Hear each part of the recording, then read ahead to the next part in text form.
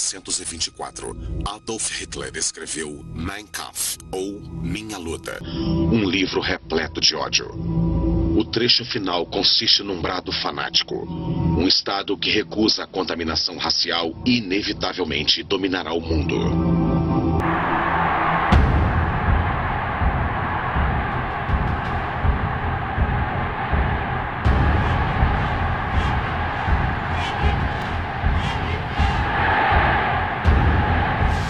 Adolf Hitler, nascido em 20 de abril de 1889, suicidou-se em 30 de abril de 1945. Como esse austríaco surgiu do nada e conseguiu conquistar a Alemanha? Como espalhou sementes de ódio e violência?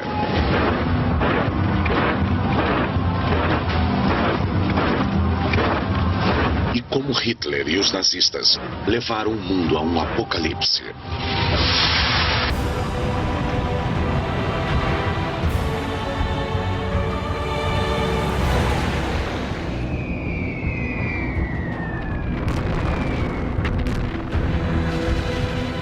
Apocalipse nazista.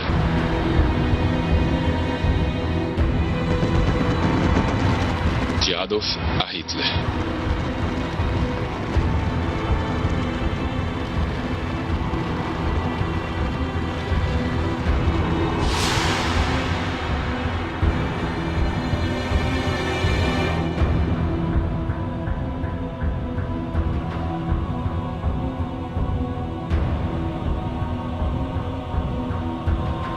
Como o fenômeno Hitler pôde existir?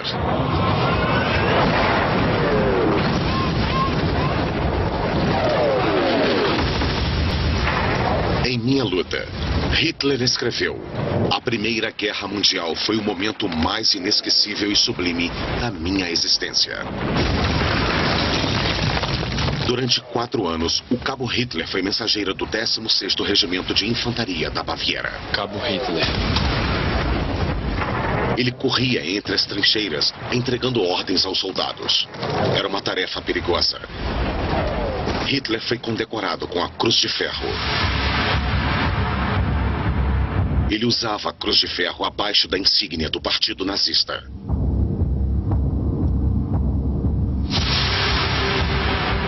Durante a Primeira Guerra Mundial, Hitler aprendeu a ter desprezo pelo valor da vida humana, como aconteceu com muitos soldados neste terrível conflito.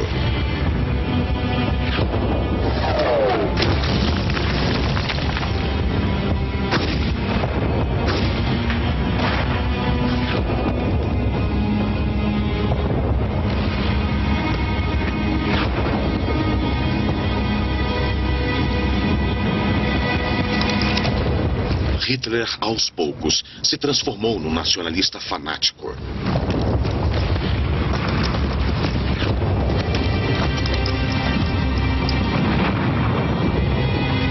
Também nas trincheiras, surgiu a ideia confusa de que um dia ele auxiliaria os companheiros que viviam na miséria. Em outras palavras, Hitler entraria para a política. Hitler aprendeu a explorar a camaradagem com os colegas veteranos de guerra. Como vemos nesse discurso na fábrica da Siemens, 15 anos depois. Volksgenossen und Genossinnen, meine deutschen Arbeiter, ich bin aus euch selbst herausgewachsen. Bin einst selbst unter euch gestanden. Bin in 4,5 Jahren Krieg wieder mitten unter euch gewesen. Und habe mich dann durch Fleiß, durch Lernen und ich kann sagen durch Hungern langsam emporgearbeitet. In meinem innersten Wesen bin ich immer das geblieben, was ich vorher war. Uma sucessão de eventos acelerou seu engajamento político. Na noite de 13 de outubro de 1918, uma bomba de gás deixou Hitler temporariamente cego. Ele foi levado para um hospital de campanha e em seguida para a Alemanha. Enquanto isso, no front, os alemães eram obrigados a recuar. e muitos foram feitos prisioneiros.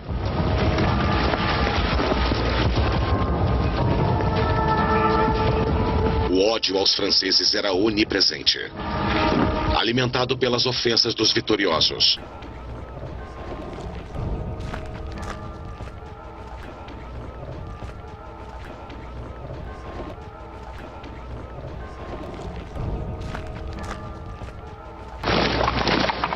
Os soldados do Kaiser, o imperador alemão Guilherme II, tentaram manter a dignidade, marchando como prisioneiros pelas cidades francesas e belgas que haviam atacado durante 4 anos.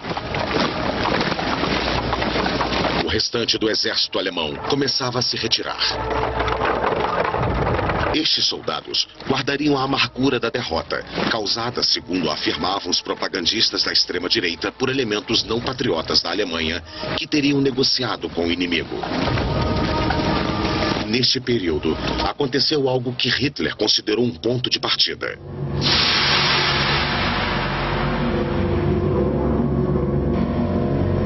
Ele melhorou aos poucos e recuperou a visão no Hospital Militar de Passwalk, ao norte de Berlim, onde o exército tratava soldados com estresse pós-traumático.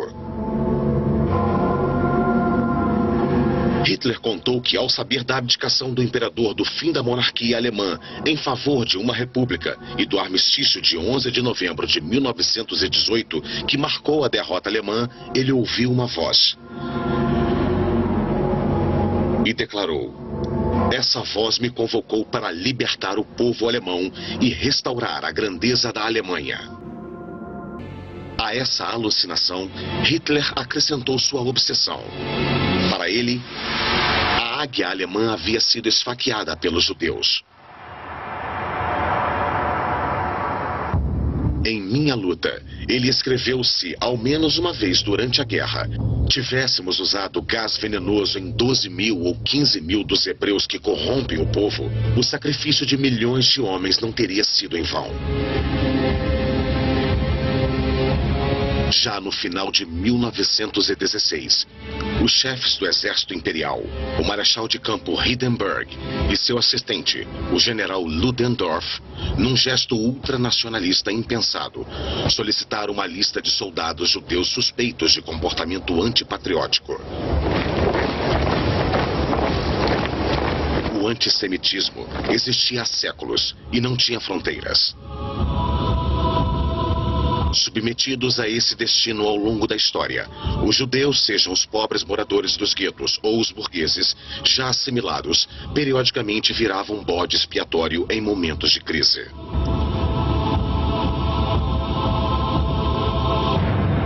Na Rússia, no início do século XX, eles foram vítimas de pogroms, massacres. Muitos escaparam da perseguição e se estabeleceram na Alemanha. A grande dúvida é: Hitler teria sangue judeu?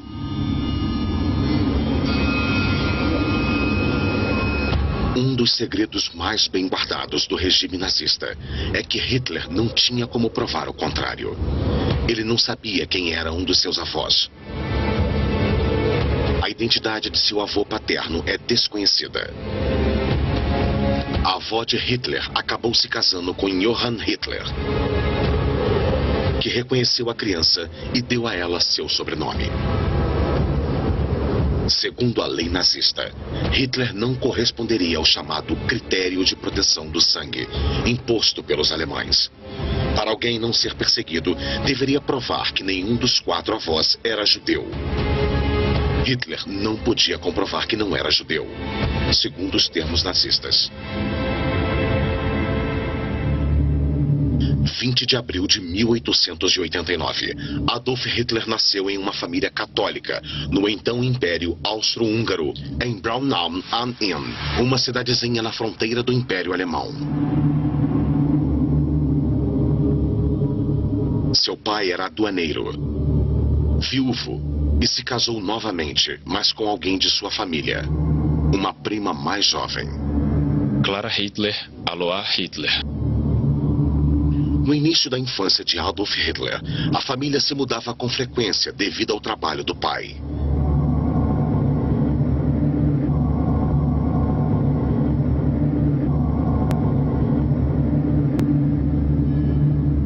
Aos 8 anos, Adolf era coroinha de um mosteiro.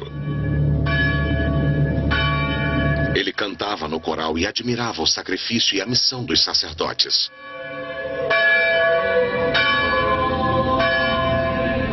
Havia uma cruz diferenciada no frontão do mosteiro.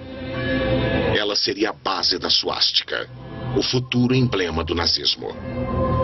Hitler sempre se lembraria da cruz do mosteiro, como se ela profetizasse seu destino. Na Índia, a suástica é considerada há séculos um símbolo positivo do movimento perpétuo da humanidade. Na interpretação deturpada dos nazistas, ela se tornou o símbolo da raça ariana, uma raça mística de homens altos, louros e de olhos azuis, aos quais Hitler acrescentou um capacete. E a aura de uma raça superior. Unseren Augen, da muss der deutsche Junge der Zukunft lang und rank sein. Flink wie Windhunde, zäh wie Leer und hart wie Kruppstahl. Wir sind entschlossen, ein neues Geschlecht heranzuziehen. O pequeno Hitler não correspondia a esses ideais. Era mimado pela mãe. Ele retornou à paisagem austríaca em momentos importantes da carreira, como este, algumas semanas antes de invadir a Polônia. Acontecimento que levaria à Segunda Guerra Mundial. Estas imagens da sua terra natal foram registradas por Eva Braun, sua companheira. Hitler não tinha ressentimentos contra o pai, um homem rígido que bebia muito. Mas a mãe, que morreu de câncer aos 47 anos, foi a única pessoa que Hitler amou de verdade. Em todos os aniversários do Führer, ela reinava sobre os presentes. E nos últimos momentos da vida dele, ele tinha consigo uma foto dela. Hitler vivia em conflito com o pai, que queria que o filho se tornasse funcionário público. Mas Hitler não ia bem na escola, pois se considerava superior ao sistema de ensino.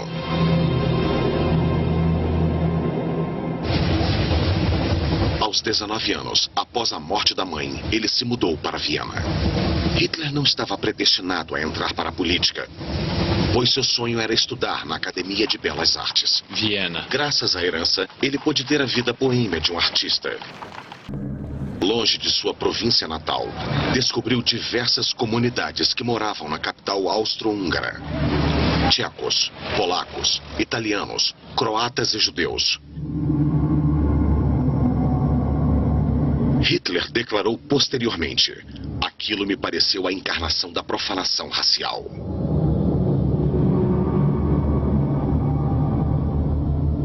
Ele tentou entrar na Academia de Belas Artes sem se preparar para os exames. Apesar da ambição, Hitler não foi aceito. O período seguinte foi difícil. Era um pouco antes da Primeira Guerra. Hitler morava numa pensão para rapazes e sobrevivia fazendo cartões postais para turistas. Gastava o pouco que ganhava indo à ópera para ouvir Wagner, que, segundo um colega, deixava Hitler em transe.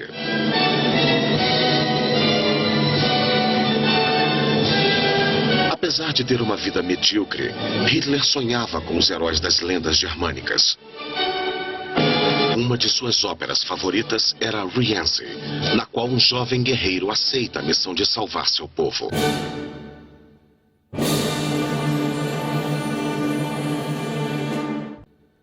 Edição especial, mobilização.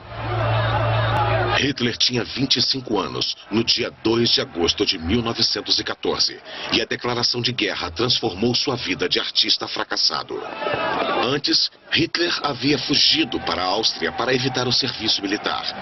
Agora ele estava na Alemanha, em Munique, dominado pelo sentimento disparatado de nacionalismo extremo que impulsionou a Europa inteira para o grande massacre.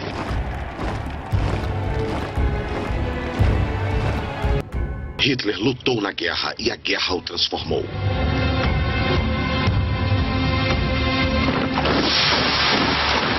Após 4 anos com o regimento, ele retornou a Munique e encontrou a Alemanha no meio de uma revolução.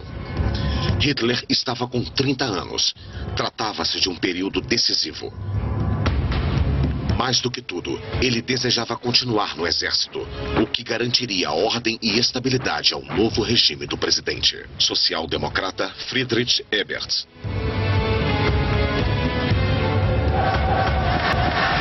A jovem república precisaria enfrentar o movimento revolucionário marxista que tentava tomar o poder como os bolcheviques haviam feito na Rússia 2 anos antes.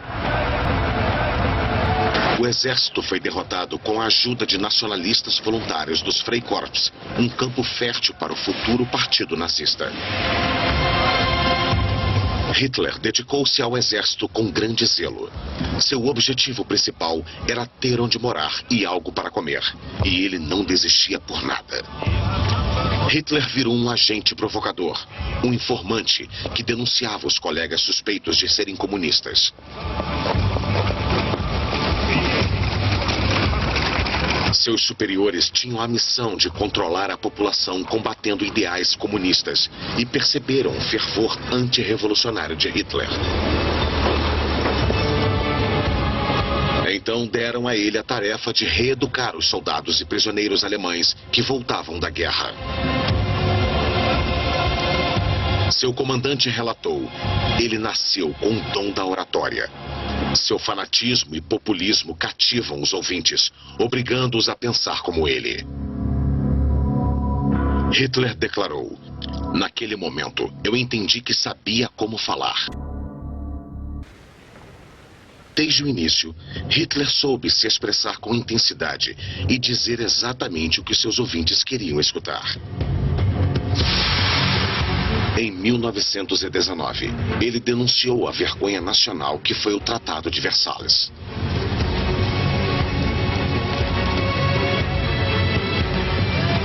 Após meses de discussões, os vitoriosos, sobretudo França, Inglaterra e Estados Unidos, impuseram à Alemanha termos de paz muito duros, como se apenas ela fosse responsável pela grande carnificina. O Tratado de Versalhes, assinado em 28 de junho de 1919, condenou os alemães a arcarem com reparações gigantescas, o que gerou um grande fardo para a economia e se tornou uma questão central nas queixas da população alemã. Além disso, a Alemanha perdeu 13% do território e 1/10 da população. A Alsácia-Lorena voltou a ser território francês e a porção ocidental do Rio Reno foi desmilitarizada. Uma filmagem alemã da época denuncia o retalhamento do território nacional. O pior foi a separação da Prússia Oriental da Alemanha para reconstituir a Polônia, partilhada no século XVIII, dando a ela acesso ao mar. O corredor polonês foi um problema que acabaria levando à Segunda Guerra Mundial. Para muitos alemães, a exigência dos aliados de que as forças antirrevolucionárias paramilitares fossem desarmadas foi a gota d'água. Eles presenciaram a destruição de submarinos,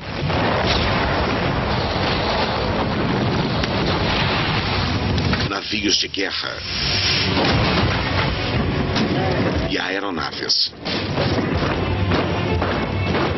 O exército alemão foi reduzido a 100 mil homens. Hitler, contra sua vontade, foi obrigado a deixar o exército na Baviera, um território turbulento onde proliferavam grupos extremistas de direita. Aqui, ele foi filmado pela primeira vez durante uma demonstração do DAP, o Partido dos Trabalhadores Alemães. Em 1919, Hitler havia se infiltrado no grupo por ordem do exército para espioná-lo. Sem perspectivas, ele continuou sendo membro e virou agitador político em tempo integral. Munique.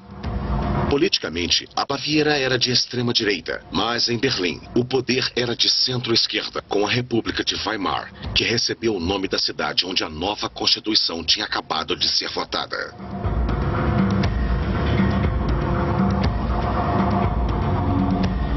Hitler, agora transformado em um bávaro típico, vociferava com a população contra os criminosos de novembro, os signatários do armistício e da vergonha de Versalhes. demais sentimentos eram compartilhados pelo exército, especialmente pelos veteranos de guerra, que se reuniam nas grandes cervejarias de Munique. Uma delas era a Burger Braukler, onde em 13 de agosto de 1920, Hitler estreou na política com uma palestra intitulada Por que somos antissemitas? A explicação de Hitler era, além do ódio visceral pelos judeus desde a derrota alemã, o fato de o antissemitismo ser a melhor estratégia para atrair militantes nacionalistas. Hitler empolga os radicais de seu pequeno grupo extremista de direita. Ele assume a liderança e ganha um carro, o que comprova sua importância. Hitler muda o nome do partido, acrescentando os termos nacional e socialista. O objetivo era causar um apelo maior e mostrar sua veia anticapitalista. O DAP agora era o NSDAP, ou Partido Nacional Socialista dos Trabalhadores Alemães, abreviado apenas como Nazi. Em sua pequena sede, numa cervejaria de Munique, Hitler desenha o emblema do partido. Ele escreveu em Minha Luta.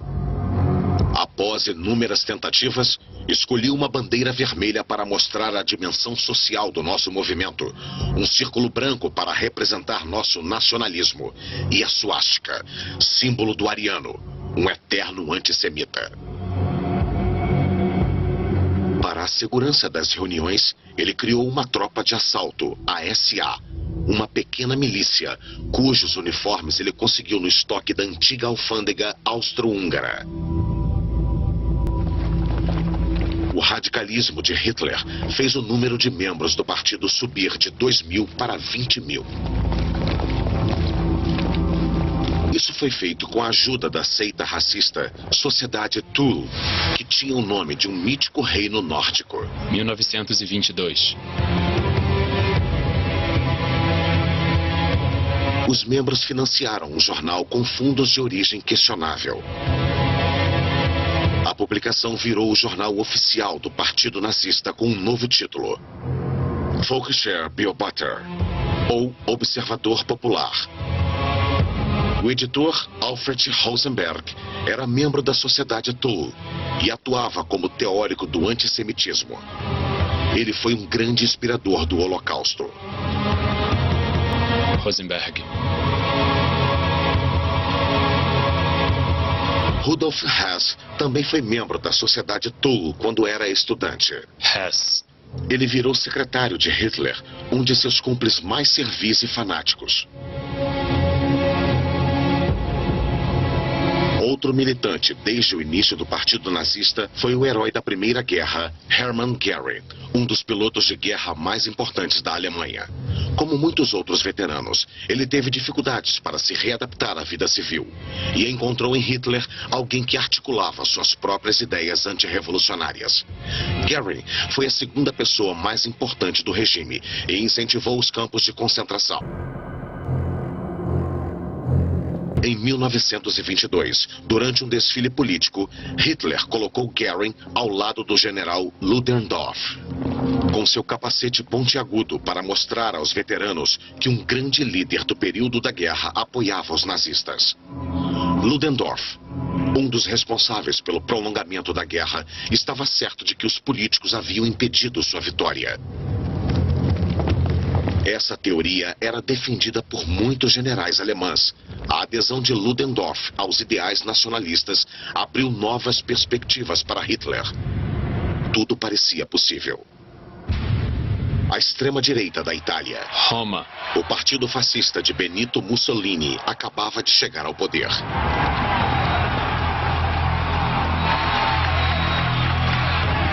Mussolini. O Mussolini alemão seria Hitler.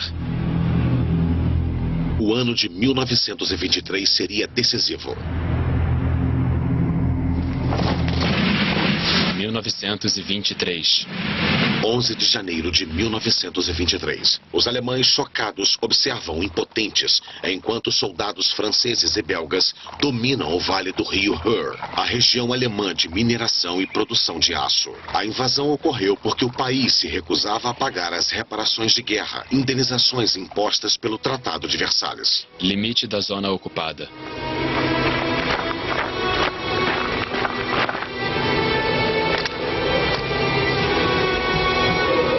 Os franceses e belgas receberiam o pagamento diretamente em carvão.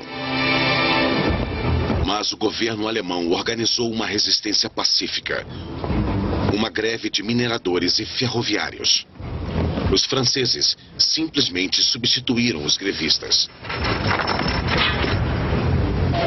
Não sobrou nenhum carvão para os alemães. A situação ficou perigosamente tensa.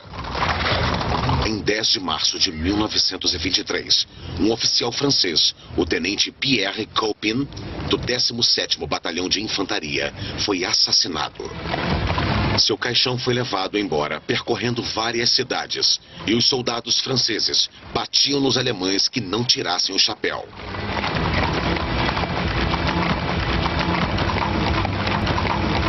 Imagens indeléveis, registradas para sempre, foram exploradas pelos nazistas.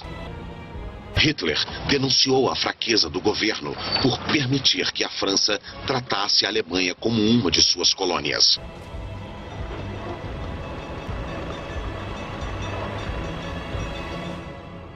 Os alemães sentiam frio.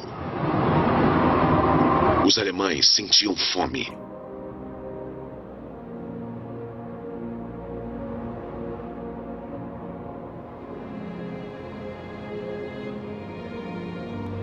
Tentaram reaver o carvão dos franceses. A República de Weimar precisava importar carvão e pagar os mineradores em greve. Essas despesas elevadas fizeram a Casa da Moeda imprimir quantidades imensas de cédulas novas. O marco se desvalorizou drasticamente. Um dia, os alemães pagavam 1 bilhão de marcos por 1 quilo de batata. E no dia seguinte, um pão custava 460 bilhões. Nesse cenário de inflação e desemprego recordes, a extrema-direita da Baviera se mobilizou, tendo o general Ludendorff como líder. Ludendorff. Graças a Ludendorff, Hitler consegue reunir todos os grupos de veteranos amargurados com a derrota.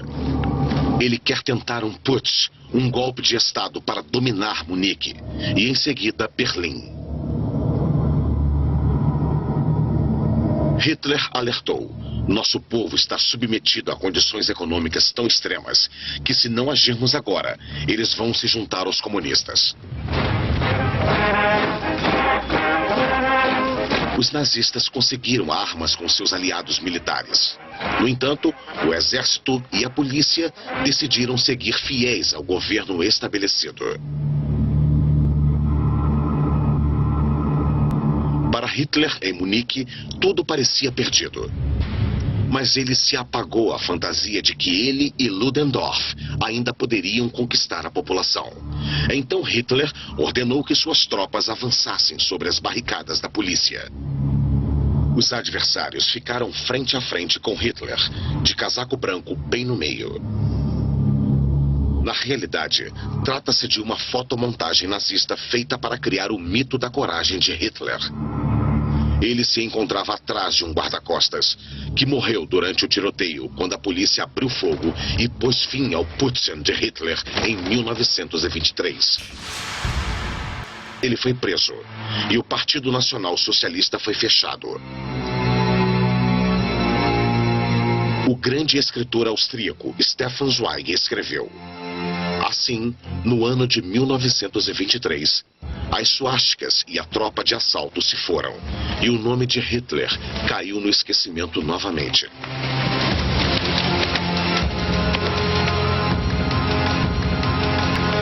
Três meses após a prisão de Hitler, os golpistas foram a julgamento em Munique. Hitler foi acusado de alta traição, crime merecedor da pena de morte.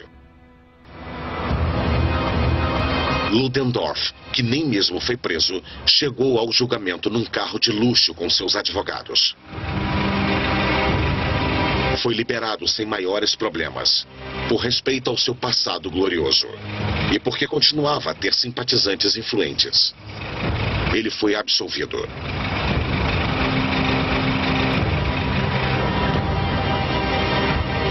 Hitler, que havia ameaçado se matar, percebeu que o tribunal não era tão hostil quanto havia imaginado. Ele lançou mão de seu talento como orador e fez um discurso inflamado, criticando o governo e os judeus. O julgamento virou um púlpito inesperado. Os juízes ficaram cada vez mais compreensivos e a multidão se aglomerava para poder entrar. O resultado foi um veredito muito menos severo do que Hitler temia. Ele foi condenado a ficar 5 anos numa cela relativamente confortável, com vista para o campo. As condições de sua prisão eram como uma estadia num hotel, já que Hitler podia receber simpatizantes nazistas a qualquer hora do dia. Um deles chegou a oferecer uma coroa de louros para o homem que considerava a personificação dos desejos ardentes da nação. Hitler podia receber a publicação que quisesse, e até começou a ler Marx.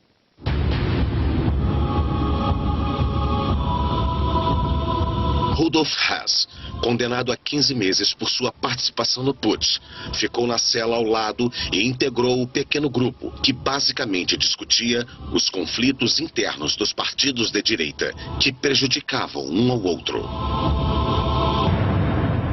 A volta de Hitler tornou-se uma necessidade. Seus aliados fora da prisão planejaram uma estratégia para adiantar sua soltura. Hitler percebeu que logo seria libertado e sentiu a necessidade de expor sua percepção singular da vida e seus princípios políticos. Jornalistas nazistas editaram um manuscrito escrito às pressas. Hitler queria que o nome do livro fosse 4 anos e meio de luta contra mentiras, tolices e covardias. Mas o título foi considerado longo demais e mudado para Mein Kampf, Minha Luta. O livro apresenta a visão do mundo de Hitler e os nazistas fizeram dele uma nova Bíblia. Ele foi transcrito como as Sagradas Escrituras e fabricado como os grandes manuscritos medievais. Hitler falava sobre a luta da raça superior, os germânicos arianos, altos e loiros, sobre a necessidade de conquistar territórios, sobre a erradicação do comunismo e sobre a derrota da França e dos judeus, que na visão de Hitler não pertenciam à espécie humana.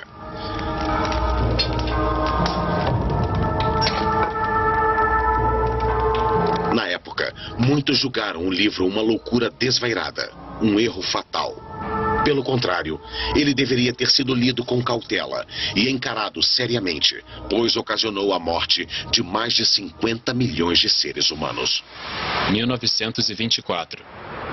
Hitler saiu da prisão no dia 20 de dezembro de 1924 por bom comportamento.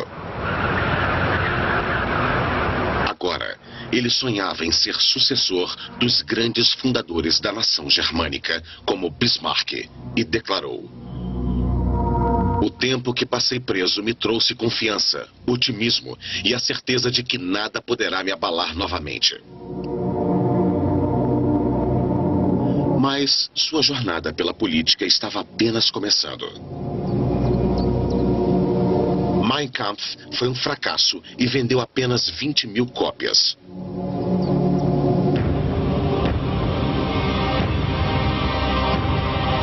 Ele passava a maior parte do tempo numa pequena cidade nos Alpes bávaros, Berchtesgaden, onde alugou um pequeno chalé.